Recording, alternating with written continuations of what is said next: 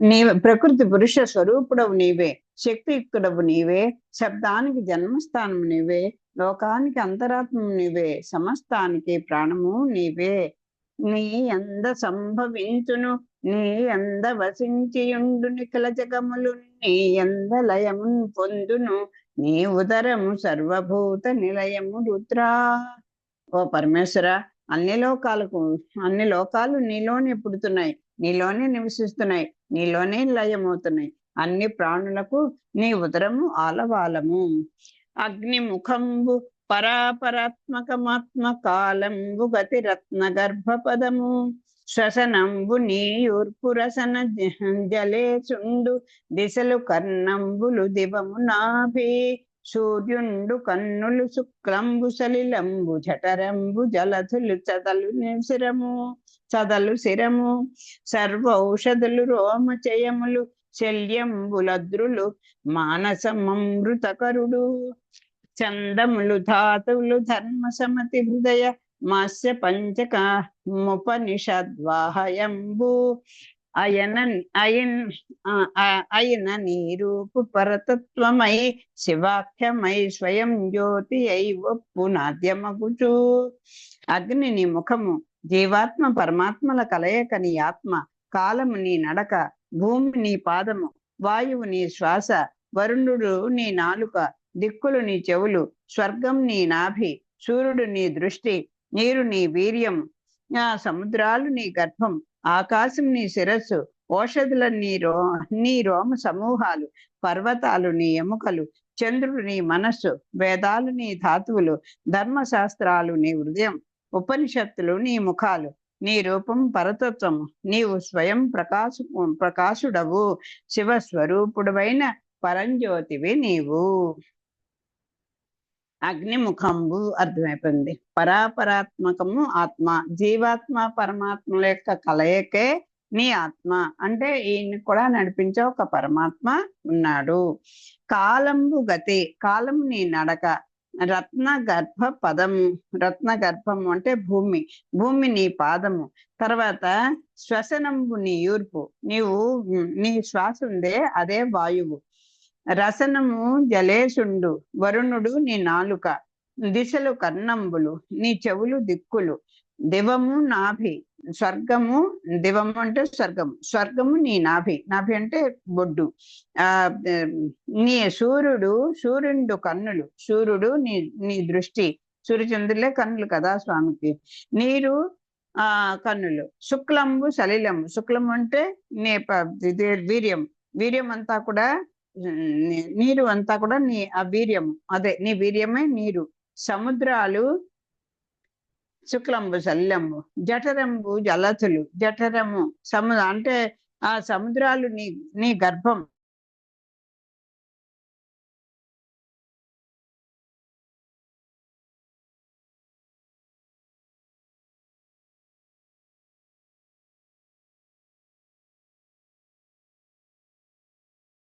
ఓషధులన్నీ, నీ రోమాలు సమూహము, సర్వౌషధులు రోమచయములు, చయము అంటే సమూహము, రోమచయములు అంటే ఈ రోమాలు ఉంటాయి కదా చర్మం మీద చిన్న చిన్నవి, ఆ వెంట్రుకలు, అవన్నీ కూడా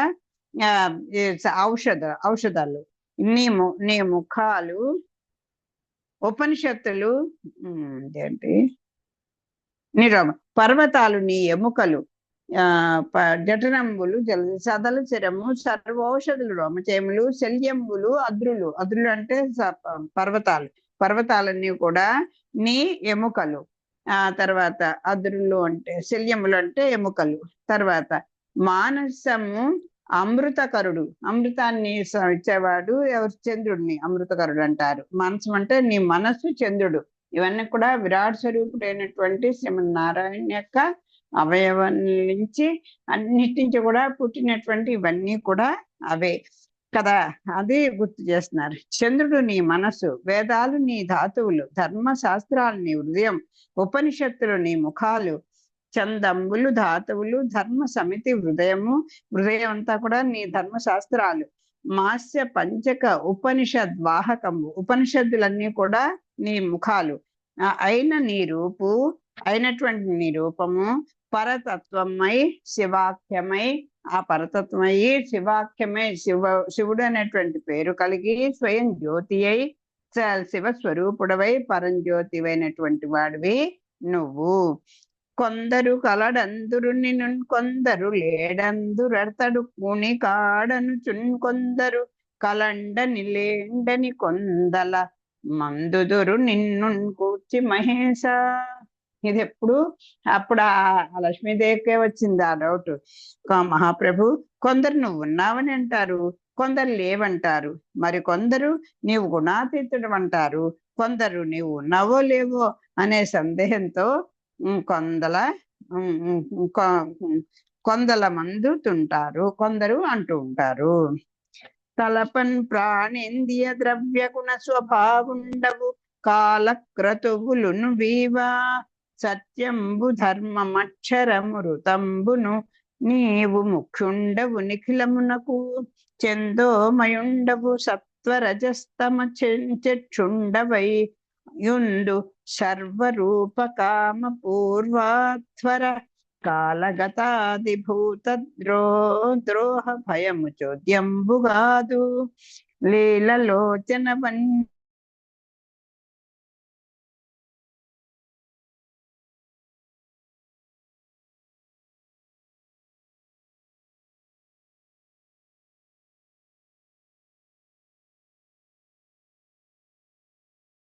రామయ దేవదేవ పురాణ పురుష చంద్రకళా కిరీట దీనరక్షక, ఆలోచిస్తే ప్రాణము, ఇంద్రియాలు, ద్రవ్య గుణాలు నీకు స్వభావ సిద్ధాలు, కాలము, యజ్ఞాలు నీవే, సత్యము, ధర్మము, ఓంకారము, మోక్షము నీవే, అన్నింటికీ ఆధారము నీవే, వేద రూపుడవు నీవే, సత్వము, రజస్సు, తమస్సు నీ నేత్రాలు, అన్ని రూపాల్లోనూ నీవున్నావు.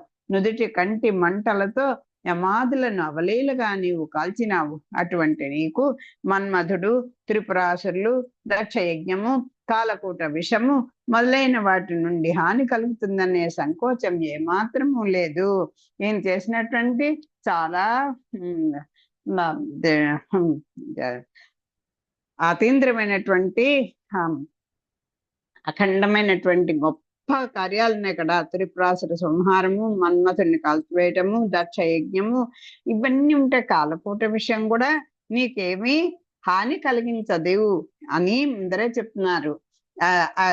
అన్ని ప్రిపేర్ చేస్తున్నారు. స్వామి, నువ్వు ఇంతటి వాడివి, నువ్వు ఏవైనా సరే నీవు ఆ మూడోకను తెరిచావంటే యమాదులను కూడా నువ్వు కాల్చివేసినటువంటి వాడివి.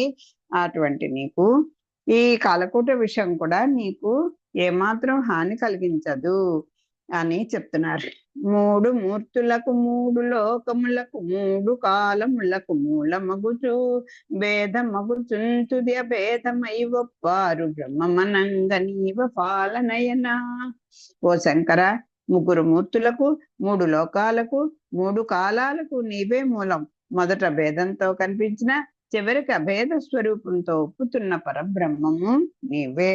అంటే నారాయణుడికి, ఈ శివుడికి, అలాగే బ్రహ్మగారికి, నారాయణుడికి అభేదాన్ని తెలియజేస్తున్నారు. మూడు మూర్తులు మీరే, మూడు లోకాలకి మీరే, మూడు కాలాలకు నీవే. మొదట భేదంతో కనిపిస్తారు వేరు వేరని, చివరికి అభేద స్వరూపంతో ఒప్పుతున్న పరబ్రహ్మము నీవే. సదసత్వచరాచర సదనంబగు నిన్ను పొగడ జలజ భవాదుల్ పెదవులు కదలు పనెరవరతురు వదలక నిన్ పొగడనెంత వారము దేవా. ఓ స్వామి, సదసద్రూపమైన ఈ చరాచర ప్రపంచానికి మూలాధారం నీవు. బ్రహ్మాదులు కూడా నిన్ను ప్రశ్నించడానికి భయపడి పెదవులు కదిలించలేరు. అటువంటి నిన్ను స్తుతించడానికి మేమెంత వారము అని అంటున్నారు. ఆ బ్రహ్మగారికే నిన్ను పెదవులు కదలుప వెరతురు. ఆ పెదవి విప్పి నిన్ను స్తుతి చేయాలంటేనే ఆ పెదవులు విప్పబట్ట, నోరు రాదంటాను చూసారా. అంటే నోరు రాదంటే నిన్ను పొగడలేము, నిన్ను స్తుతించడానికి శక్తివంతులం కాదు అని చెప్పడం. ఎరా ఒక్క మంచి మాట మాట నోరు రాదా అంటాం. అది ఎప్పుడు ఒకళ్ళు కష్టంలో ఉంటే కూడా ఒక మాట మాట్లాడకుండా నిమ్మకు నీరెత్తినట్టు కూర్చుంటే, ఎరా నోరుంది కదా ఒక్క మంచి మాట మాట్లాడలేవా అని దెబ్బలాడతాం. కానీ ఇక్కడ ఈ బ్రహ్మాదేవతలకు పెదవులు ఇప్పడానికి ఎందుకు భయపడుతున్నారు? స్వామిని పొగిడేటువంటి స్తుతించేటువంటి శక్తి ఎవరికీ లేదు అంటే ఆయన యొక్క ఔన్నత్యాన్ని చెప్తున్నారు. బ్రహ్మాదులు కూడా నిన్ను ప్రస్తుతించడానికి భయపడి పెదవులు కదిలించలేరు. అటువంటి నిన్ను స్తుతించడానికి మేమెంత వారము. బహుశక్తి సురాసురల్చని పాల వెళ్ళి మధింప ఆలాహలంబు జనించె నేరి కలంఖ్యమై భువనంబు కోలాహలంబు గంచేసి చిచ్చును గాలమున్ కొని ప్రాణి సందోహమున్ బ్రతికింపవే దయల్ దొంగిలింపంగ ఈశ్వరా.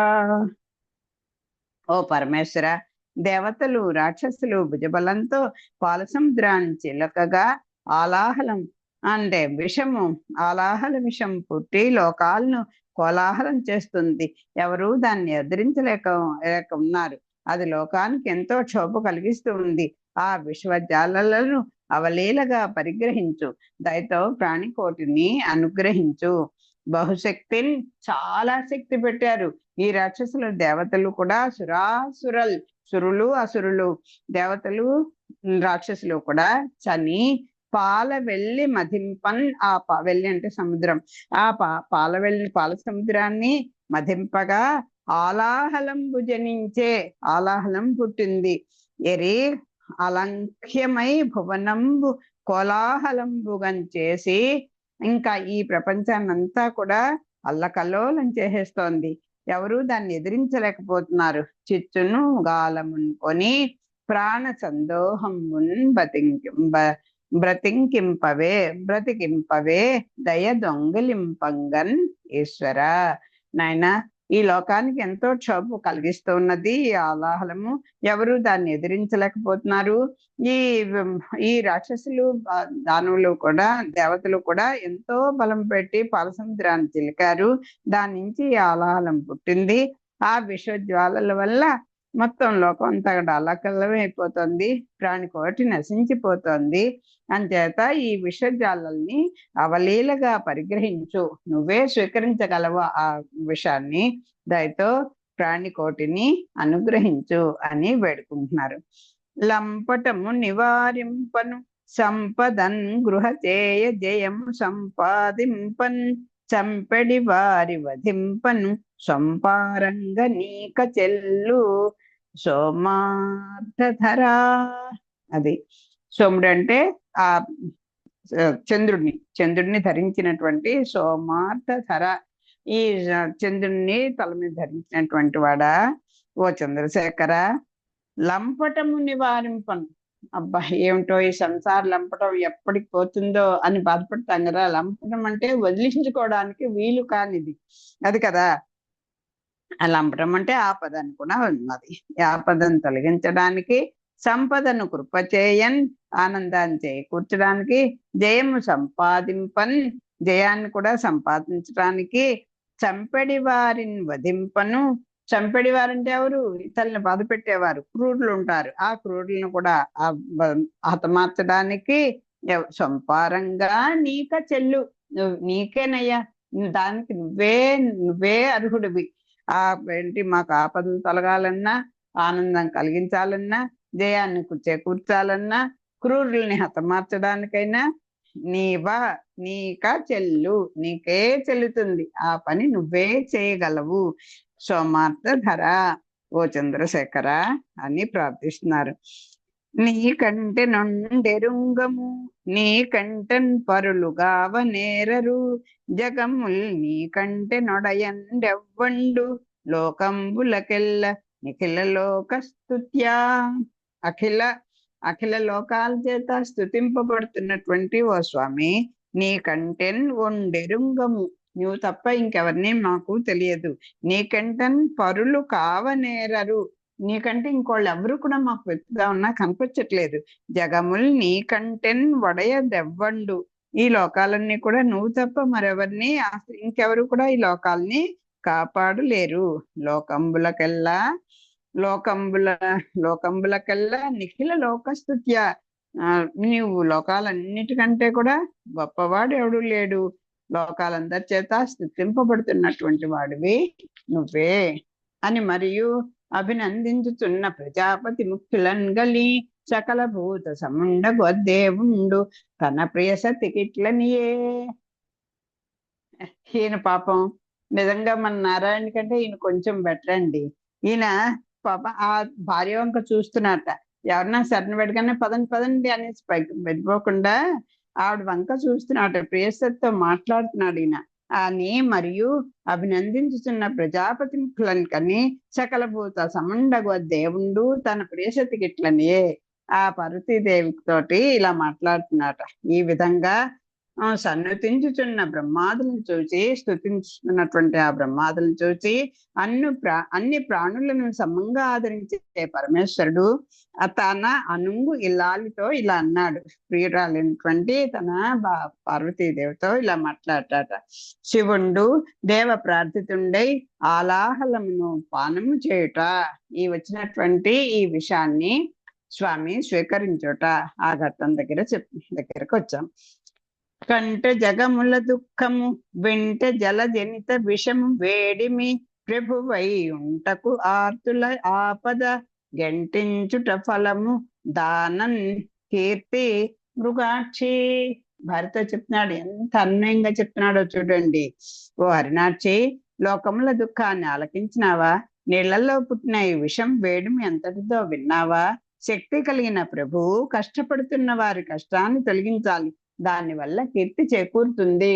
ఇదో ఒక ప్రభు ఉన్నాడంటే ఆ ప్రభువుకి ఏమిటి, ఎవరన్నా ఆపదలు ఉంటే ఆ ప్రజల్ని రక్షించడమే కదా అని కర్తవ్యం. అంచేత కష్టాలు పడుతున్న వాళ్ళ యొక్క కష్టాన్ని తొలగించడమే ఈ ప్రభు యొక్క కర్తవ్యం కదా. దానివల్ల కీర్తి కూడా వస్తుంది. నువ్వు విన్నావా? చూడు, వాళ్ళ దుఃఖం చూసావా? ఆలకించావా? వాళ్ళ యొక్క మొరలన్నీ ఆలకించావా? ఆ పలసముద్రం నుంచి పుట్టినటువంటి విషము ఎంతటి వేడిదో, ఎలాగ విశ్వం అంతా పాకేస్తుందో చూసావా?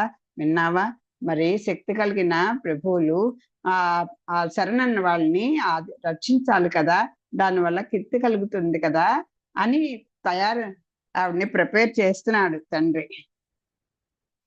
ప్రాణిచ్చవచ్చి చొచ్చిన ప్రాణుల రక్షింపవలయు ప్రభువులకెల్లన్ ప్రాణుల కిత్తురు సాధులు ప్రాణంబులు నిమిష భంగురములని మగువా. ఓ మగువా, ప్రాణభయంతో ఆశ్రయించిన ప్రాణులను కాపాడడం ప్రభువుల కర్తవ్యం. ప్రాణాలు నిమిషంలో నశించిపోయేవి. అందువల్లనే ఉత్తములు ప్రాణుల ప్రాణ రక్షణ కోసం తమ ప్రాణాలు సైతం లెక్క చేయరు. మిన్నిలై అని చెప్తారు కదా పసురాల్లో. ఈ క్షణ భంగురం, ఈ ప్రాణం ఏ క్షణాన పోతుందో కూడా తెలియదు. అంచేత వాళ్ళని ఆ ప్రాణం ఉండగానే మనం వెళ్ళి వెంటనే కాపాడాలి. ఆ ప్రాణం పోయిన తర్వాత మనం ఎంత ఎఫర్ట్ పెట్టినా వేస్ట్ కదా, అది చెప్తున్నారు. అంటే వెంటనే వెళ్ళి కాపాడాలి అని కర్తవ్యాన్ని బోధిస్తున్నారు. ఓ మగువ, భయంతో ఆశ్రయించిన ప్రాణులను కాపాడడం ప్రభువుల కర్తవ్యం. అందరూ ప్రాణాలు ఇలా బిక్కబిక్కుని ఉన్నాయా లేవు, జీవోత్సవాల్లో ప్రపంచం అంతా పడి ఉన్నది. అంచేత ఆ ప్రాణాలు ఎప్పుడు ఏ క్షణంలో ఎగిరిపోతాయో గాల్లోకి తెలియదు. అంచేత ఉత్తములైన వాళ్ళు ఏం చేస్తారు, ఆ ప్రాణుల యొక్క ప్రాణరక్షణ కోసం తమ ప్రాణాలను సైతం ఇచ్చేస్తారు. ఇక్కడ ఎందుకు చెప్తున్నారు?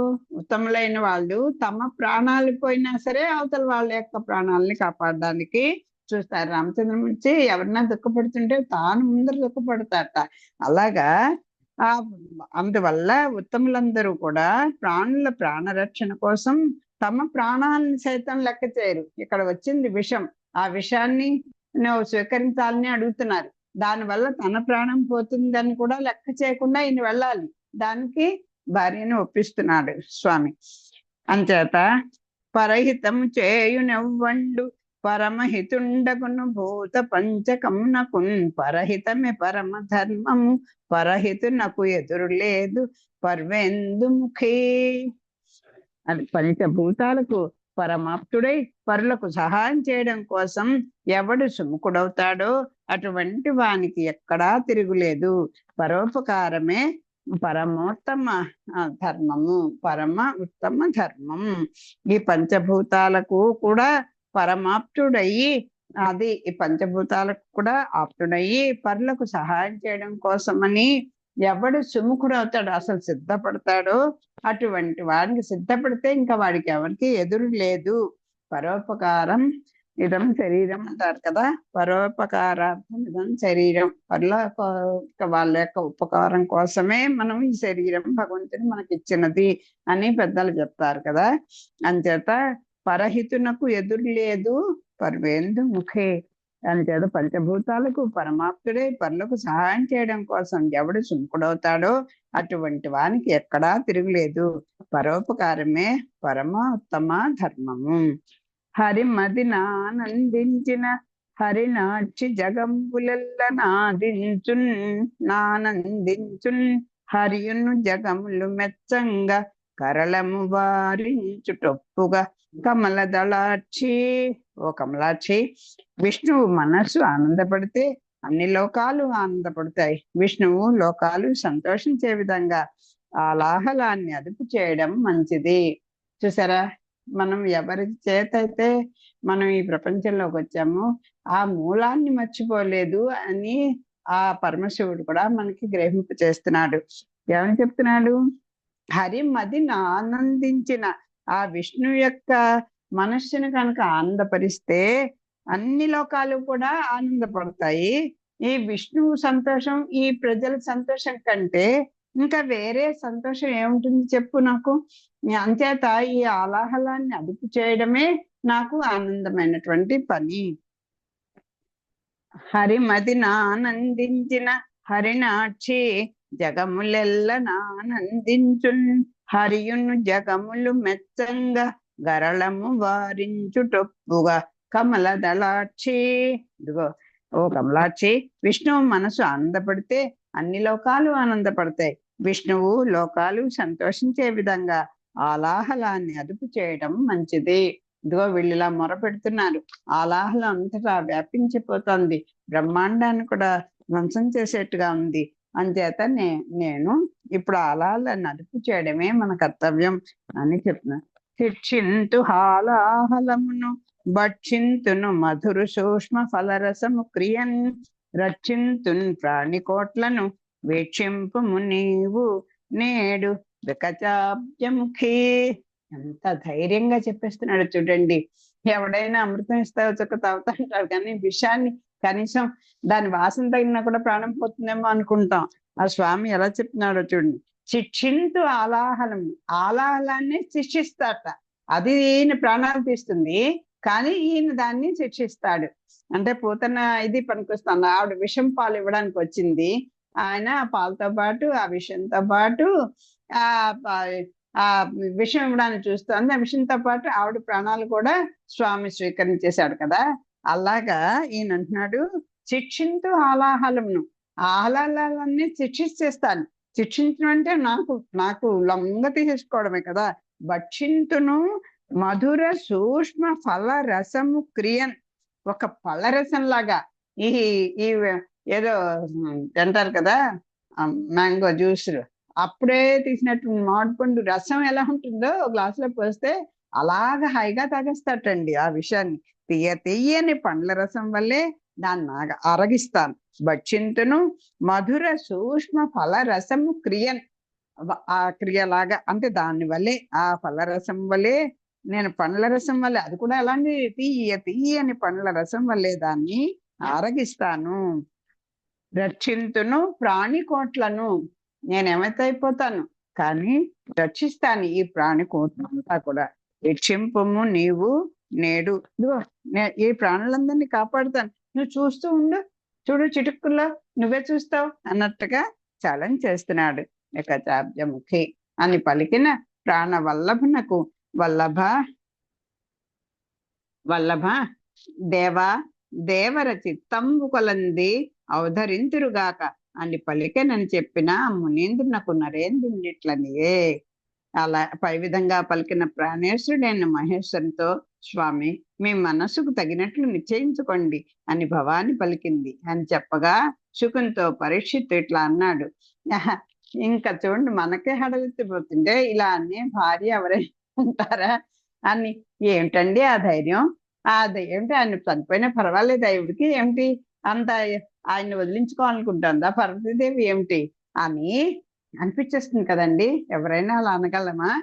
ఉన్నారండి సతీమణులు, మరి ఎంతమంది లేకపోతే ఆ లక్ష్మణ స్వామిని పంపించినటువంటి సుమిత్రని అనుకోవాలి, ఆ కౌశల్య తల్లిని ఎలా అనుకోవాలి, మరి అందరూ సత్యానికి ధర్మానికి కట్టుబడిపోయిన రామచంద్రమూర్తి, ఇలాంటి వాళ్ళందరూ కూడా మరి ధర్మాన్ని నిలబెట్టడానికి మీరు ఏదనుకుంటే, ఆ ప్రభు ఏదనుకుంటే అదే ధర్మం అని అనేటువంటి గృహిణులు ఇంకా ఈ కాలానికి కూడా ఉన్నారు. అంటే ఆశ్చర్యపోక్కర్లేదు. అది మంచి చెడు ఆయన మీద భారం పెట్టాం, అవని ఏమైతే అవుతుంది అనుకుని సర్ది చెప్పుకునే గృహిణులు కూడా అక్కడక్కడ ఉండే ఉంటారు. లేకపోతే ఈ ధర్మం ఇలా కూడా ఉండదు కదా అని ఆవిడ ఎంత ధైర్యంగా ఒప్పుకుందో చూడండి. అలాగే స్వామి మీరు ఎలా అనుకుంటే అలా చేయండి, మీ మనసు తగినట్ల, మీ మనసు ఏది మనసులో ఏది అనిపిస్తే ఏ నిశ్చయం చేసుకుంటే అలాగే చేయండి అని పలికేస్తేట ఈ ఈ పరీక్షణ్ మహారాజు గారికి దడ పుట్టేసింది. ఆయన వెంటనే శుకుంతో అంటున్నారు, ఏమన్నారో చూద్దాం. అమరంలో ఒక హితార్థమంచునభవుండవుగాక అవుగా అవుగాక అం అంచాడే ఓ అమరుల్ భీతిని మింగవే అనిరి ఓ ఎంభోజ గర్భాదులం దం కావన్ హర లెమ్ము లెమ్మనిరి ఓ తాన్ చూచి కన్గంట అయ్యుమ ప్రాణేశ్వరునెట్లు మృంగమని అయ్యుగ్రానల జ్వాలలన్. ఇప్పుడే కదా అనుకున్నాం. ఆ పరీక్షణ్ మహారాజుకి మాత్రం వెంటనే దడ పుట్టేసిందండి. ఏమండి, ఎవరైనా ఈ రాక్షసులు దేవతలు వాళ్ళ పనుల కోసాన్ని ఎంతటనే కాలా వెళ్ళ పడిపోతారు. రాక్షస స్వభావం అదే, దేవతల యొక్క స్వభావం. సరే వాళ్ళందరూ వచ్చారు, కాళ్ళ వెళ్ళ పడ్డారు, వాళ్ళ అవసరం కోసం అన్నారు. ఈయన బోళాశంకరుడు ఏదో తగిస్తాను, ఏమైతే అయ్యాను, నాకు ఉత్తమ లక్షణం అదే, ప్రభు కనుక రక్షించాలి అన్నాడు. అన్ని బాగున్నాయి. ఆ మగారు ఎలా ఒప్పుకుందండి? ఆశ్చర్యం, ఇంత ఆశ్చర్యం. ఆ యుమ్మ ప్రాణేశ్వరునెట్లు మింగమ్మనే ఆ యుగ్రానల జ్వాలలను, అంత ఉగ్రమైనటువంటి ఆ విష ప్రవాహాన్ని ఎలాగ మింగమని చెప్పింది ఆ ఉమాదేవి, ఆ పార్వతీదేవి అని ఆశ్చర్యపోతున్నారు, అడుగుతున్నారు పరీక్షణ్ మహారాజు శుకుల వారిని. అమరన్ లోకహితార్థమంచు అభవుండవుగాక ఎం చాడే పో, సరే అన్నాడే అనుకో అంటాను. సరే ఆ లోకాన్ని మేలు కలుగుతుందని శివుడు సరే అన్నాడు అనుకో. సరే ఏదో వీళ్ళందరూ ప్రార్థించేసరికల్లా ఏ లోకం అంతా సుభిక్షితంగా ఉంటే చాలు, రామాంజలం అంతటి వాళ్ళు అదే కదా, నరకానికి పోయినా సరవాలేదు, ఈ జీవరాశి అంతా కూడా ఉద్ధరింపబడాలి అనుకుని మంత్రం చెప్పకూడదు, చెప్పామంటే నరకపోతా అని చెప్పనని ప్రామిస్ చేసి కూడా చెప్పేసి, అంటే లోకహితార్థం కోసం రామాంజలి చేసినట్టుగానే సరే లోకాన్ని మేలు కలుగుతుందని శివుడు సరే అన్నాడు అనుకో. అమరుల్ భీతిని మింగవే అనేది ఈ ఈ దేవతాగణం అంతా కూడా భయంతో స్వామి స్వామి ఈ ఆలాలని మింగండి, మీరు స్వీకరించండి అని అన్నారు అనుకో. పోనీ అంతవరకు బాగానే ఉంది. తర్వాత ఎంత ఎంత చాలా బాగుందండి. అనిరువు అంబోజ గర్భాదులందం కావన్. సరే బ్రహ్మాదులందరూ కూడా బాబు అదేంటి చెప్పారు కదా స్వామి, అయ్యో అయ్యో మొరో అనుకుంటూ గోల పెట్టారు, మమ్మల్ని రక్షించండి లెండి లెండి అని ప్రార్థించారనుకో. అని ఇంతవరకు సరేనండి, బ్రహ్మాదులు ప్రార్థించారు మమ్మల్ని రక్షించు దేవా కుయో మొరో అంటూ గోల పెట్టారు. సరే దీనేమో ఈ దేవతలందరూ కూడా విషయాన్ని స్వీకరించండి స్వామి స్వామి స్వామి అని వాళ్ళు అన్నారు. సరే లోకానికి హితం చేకూర్చాలని చెప్పి శివుడు గారు కూడా సరే సరే అన్నాడు అనుకో. అయితే ఇంతవరకు అనుకో, పోనీ కొంచెం సమ్మతంగా ఉందేమో. పార్వతీదేవి కన్నులారా ఆ ఆలాహలాన్ని చూస్తూ భయంకరమైన అగ్ని జ్వాలను మింగమని ప్రాణకాంతితో ఎట్లా చెప్పింది అని అని అడిగిన పరిషత్తో శుకుడు ఇలా అన్నట్ట. ఏమని, ఏమండి అందరూ మాట్లాడడం బాగుంది, కానీ ఆ ఉమాదేవి ఆ పార్వతీదేవి ఆ ఆలాహలం ఎలా ఉంటుందో తెలుసు. ఇప్పుడు వీళ్ళు చెప్పింది తెలుసు, ఆ తల్లికి తెలియంది ఏముంటుందండి? బ్రహ్మ విష్ణు పరమేశ్వరులకు తెలియంది ఏమన్నా ఉంటుందా? అంచేత అన్నీ ఆవిడ సాక్షాత్తు కనుక్కుని చూస్తుంది. దాని ప్రభావం ఏంటో తెలిసినటువంటి ఆ తల్లి కూడా ఎలా తాగమని చెప్పిందండి ఆ విషయాన్ని అని ప్రశ్నించినటువంటి పరీక్షిత్ తోటి శుకులు వారిలా చెప్తున్నట. మింగెండు వాడు విపుండని మింగెడిదియను గరళమనియు మేలని ప్రజకున్ నింగుమని సర్వ మంగళ సూత్రంబు నెంతమది నమ్మినదో. ఇది చాలా ఇదిగా చెప్తారండి. వెనక ఒక సందర్భంలో నేను కూడా ఇది చెప్పాను. పెద్దలందరూ కూడా ఎంత హృదయంగా చెప్తారో ఈ సన్నివేశాన్ని. ఆ మంగళ గౌరికి ఆ మంగళసూత్రం మీద ఎంత నమ్మకం అండి. ఇదిగో ఈ కట్టిన ఈ తాళి నాకు రక్ష, ఎప్పుడు కూడా దీనికి ఏమీ ఆటంకం కలగదు, దేనికి వినాశం కలగదు అనేటువంటి ఆ భర్త కట్టినటువంటి ఆ మంగళసూత్రం మీద ఆ మంగళదేవికి ఎంత నమ్మకం అండి. అంత ధైర్యంగా వెళ్ళండి, ఏం పర్వాలేదు అంటూ పంపించేస్తోంది. అని ఎందుకు వెళ్ళమనగలుగుతోంది? మింగెడువాడు తన భర్తని తెలిసి తనే భర్తే మింగుతున్నాడు అని తెలుసు. ఎవరినో అయితే ఇంకోటి ఏమండి ఏదో వాళ్ళు స్వీకరిస్తారంటే మనకేం పోయిందిలేని అలాగా అయ్యో అలాగా పాపం అనేస్తాం తప్ప అన్నయ్య వెళ్ళమంటే మనం తీసుకుంటామా? ఎవడో పక్కవాడు ఏదో ప్రమాదకరమైనటువంటి పరిస్థితుల్లోకి వెళ్ళి చేస్తామంటే అమ్మో వెళ్ళాటని గొప్పగా చెప్పుకుంటాను తప్ప మన వెళ్ళమంటే కనీసం చూడ ఒక అడుగు కూడా వేయలేం, భయం వేస్తుంది. అసలు మింగేవాడే తన భర్త అని తెలుసు. మింగేది విషం, అదేమన్నా పాల అమృతమా తాగేయడానికి అదగడ విషం అని తెలుసు. దానివల్ల ప్రజలకు మేలు కలుగుతుందనే ఉద్దేశంతో సరేలే మింగేవాడు ఆయన, మింగబడేది విషము, అది ఆయనకు తెలుసు కదా ఎలా కాపాడుకోవాలో. సరే ఈ ప్రజలందరికీ మేలు కలుగుతుందనేటువంటి ఉద్దేశంతో ఆవిడ కూడా దయాస్వరూపిణి, ఎవరన్నా దుఃఖపడుతుంటే చూడలేనటువంటిది కదా తల్లి స్వభావం. అంతే సర్వమంగళైనటువంటి ఆ పార్వతీదేవి మింగమ్మని చెప్పిందండి. ఆమె తన మనసులో తన మంగళసూత్రాన్ని ఎంతగా నమ్మిందో అని శుకుల వారు కూడా అనకుండా ఉండలేపారు. ఆవిడకి ఆ మంగళసూత్రం మీద అంత నమ్మకం అండి. తన భర్తకేమీ ఆపద రాదని తెలుసు ఆ తల్లికి, మహాపతివ్రత ఆవిడ అంచేత అందుకు చెప్పిందేమో అని ఎంత నమ్మిందో అని చెప్తున్నారు శుకుల వారు. తన చుట్టున్సుర సంఘముల్ జయ ధ్వానంబులన్ బొబ్బిడన్ గణ గంభీర రవంబుతో శివుండు లోకద్రోహి హుం పోకు రమ్మని కెంగేలంతమల్చి కూర్చి కడిగా నంకించి జంబూ ఫలంబున సర్వంకషంబున్ మహావిషము ఆహారించే హేలాగతిన్. ఒక్క గడగడ ఒక మామిడిపండు రసం గ్లాస్ తో ఇస్తే గడగడ అమృతంగా ఉందంటూ గడగడగడ తాగిస్తాం చూసారా, అలా తాగేస్తారట. జంబూ ఫలం అంటే ఏమిటి ఒక నేరేడు పండు లాగా విలాసంగా పట్టుకున్నట్ట ఆ హాలాలంతా ఏమన్నాడు, ఏమని సంబంధించాడు ఆ విషయాన్ని? లోకద్రోహి, లోకానికి ఇంత ద్రోహం చేస్తావా లోకద్రోహి, పోకు రా, ఎక్కడికి పోతావు అన్నట్టుగా రమ్మని కెంగేలని తమిళచి తన చేయి చాచి పట్టుకున్నట్ట ఆ విషయాన్నంతా కూడా. అంతటా ప్రపంచంతా వ్యాపించినటువంటి ఆ విషయాన్ని ఒక చుట్టుగా అంత తన చేతితోటి ఇలా తీసేసాటండి. కడవలో ఉన్నటువంటి ఒక చిన్న కడవలో ఉన్న వెన్న ఉంటుందా, దాన్ని మనం ఇలా దగ్గరగా ఒక్కసారి పట్టుకుని ఈజీగా తీసేయగలం. అలాంటి విశ్వం అంతా వ్యాపించినటువంటి ఈ హాలాహలాన్ని తన చేయి చాచి పట్టుకొని ఒక కబళంలాగా, అంటే ఒక అన్నం ముద్దలాగా చేసి ఒక నేరేడు పండులాగా. విషం ఎందుకు చెప్పారు? నేరేడు పండుతో ఎందుకు పోల్చారు? నల్లగా ఉంటుంది కదా విషము. ఇది కూడా నేరేడు పండు కూడా అలా నేరేడు పండు వల్లే విలాసంగా ఒక నేరేడు పండుని నోట్లో పెట్టుకొని చప్పరించినట్టుగా అలా శుభ్రంగా తాగేసేటండి, భుజించాడు. దేవతలు శివుని చుట్టూ చేరి తన చుట్టూ సురసంఘముల్ జయధ్వానంబులన్ బొబ్బిడన్.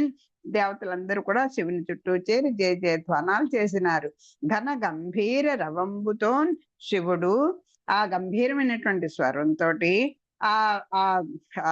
ఆలాహలాన్ని ఇలా పిలుస్తున్నాడు.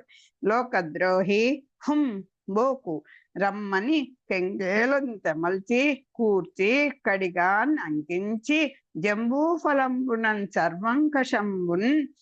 సర్వంకషమున్ మహావిషమును ఆహారించే హేలాగతిన్. ఒక లీలగా విలాసంగా అవలీలగా ఏమి చెక్కు బెదురు గదురు లేకుండా ఏమి లేకుండా ఒక నేరేడు పండుని అమాంత నోట్లో వేసుకున్నట్టుగా ఆయన ఒక చేతితోటి మొత్తం విషయాన్నంతా కూడా, లోకద్రోహి రా రా ఎక్కడికి పోతావు, ఓహో లోకద్రోహి పోవద్దు రా రా అంటూ అన్ని చోట్ల వ్యాపించిన మహావిషాన్ని తన చేయి చాచి పట్టుకొని కబళంగా చేసి ఒక ముద్దలాగా చేసి ఆ విషాన్నంతా కూడా చేసి అది ఎలా కనిపిస్తుంది ఆయనకి, ఎంత ముద్ద వాళ్ళు విషంతో వ్యాపించిన విషం ఒక నేరేడు పండు అంతా, ఒక కబళం అంటే అంత ముద్ద అనుకోండి, దాన్ని ఒక నేరేడు పండు నోట్లో వేసుకున్నట్టుగా వేసేసుకున్నట్ట విలాసంగా భుజించ అయ్య విరళ మహాగరళ దహన పాన సమయంబున కదలం పారవు పాంపేరు లొడలన్ కర్మంబు జాలంబు ముట్టదు నేత్రంబులు ఎర్రగావు నిట జుటా చంద్రుండు కందండు.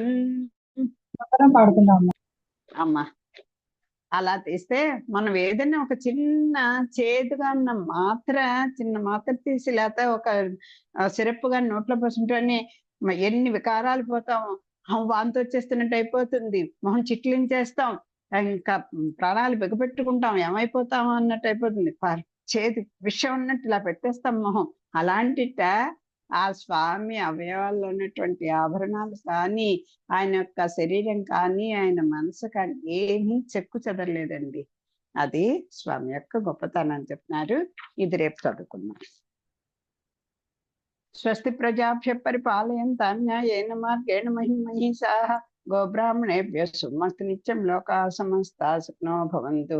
మంగళం కోసలేంద్రాయ మణిగుణాబ్దే చక్రవర్తి తనూజాయ సార్వభౌమాయ మంగళం. సర్వం శ్రీకృష్ణార్పణమస్తు. స్వస్తి. దాసోహం.